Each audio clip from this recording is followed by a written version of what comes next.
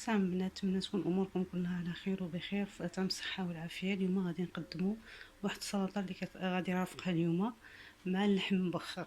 اذا في هذه السلطه غادي نحتاجوا شويه ديال الرز كيف ما كتشوفوا. غادي نحتاج كذلك شويه ديال البطاطا مقطعه هكذايا.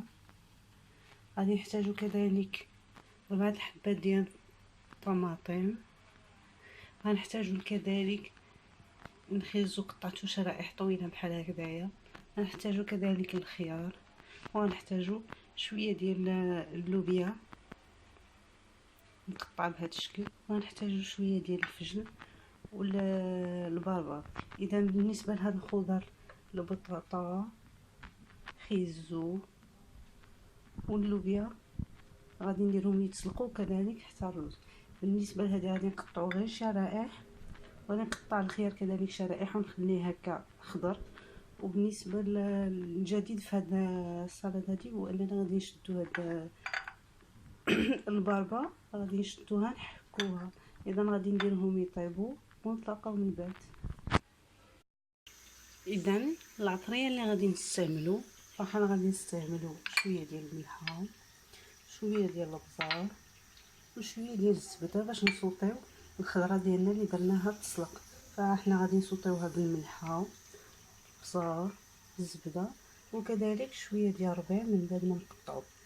بالنسبه للخضر الاخرى فاحنا غادي نزيدو ليها شويه ديال المايونيز وشي قطيرات ديال الحامض. اذا ما بغيتوش البنات فممكن تستغناو على الحامض، وممكن تعوضوه بشويه ديال المطار. سينو غادي تخلطوها فقط بالملحه والبزار وشويه ديال المايونيز. كان غادي ناخذ شويه ديال الزبده اللي غادي نبدا نديرها في مقيله باش نبدا نسوطي الخضيره ديالي. اذا هنا ذوبت الزبده كنحركها مزيان فوق المقله ديالي باش نزيد عليها شويه ديال البطاطا اللي قلت لكم قبيله سلقتها. فانا سلقت البطاطا والخيزو واللوبيا الخضراء. اذا من بعد غادي نزيد عليها شويه ديال الملحه، وكذلك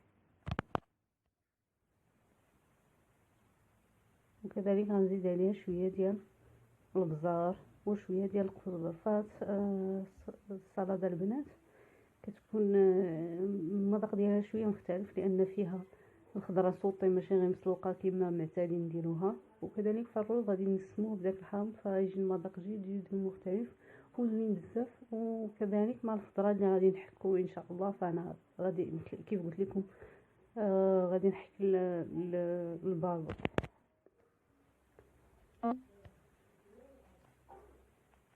غنحك الباربه وغادي نقطع الطماطم شرائح حتى هي.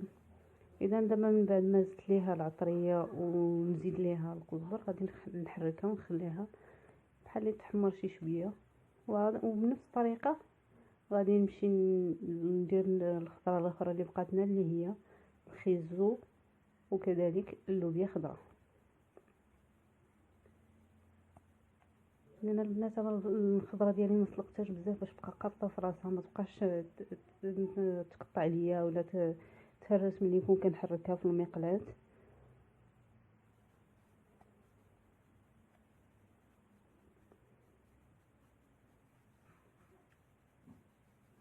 كنحركها مزيان باش تدخل فيها شويه ديال العطريه.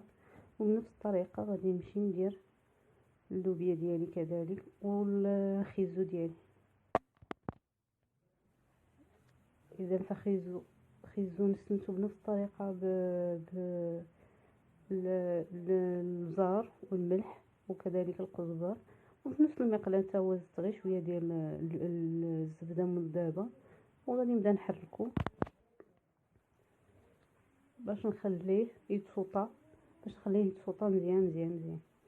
كذلك نفس الطريقه غادي نستعملها اللوبيا خضراء ديالي.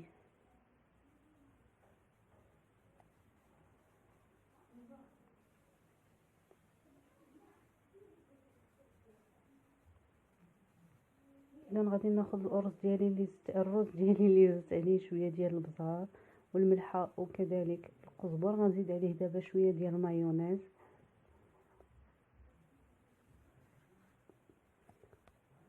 المايونيز البنات كيبقى القدر اللي غادي تحطوا نتوما اللي عجبكم. كاين اللي كيبغي بزاف، كاين اللي كيبغي شويه، كاين اللي ما كيبغيش كاع، فانتوما طبعا تقدروا تستغناو عليه.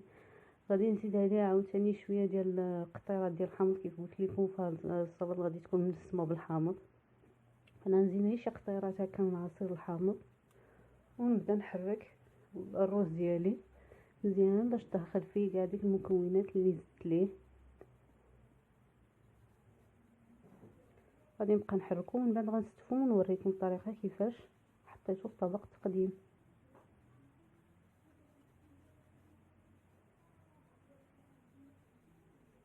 اذا هذا هو الشكل النهائي ديال السلطه ديالي البنات. فكما كتشوفوا هنا كاينه الباربه محكوكه،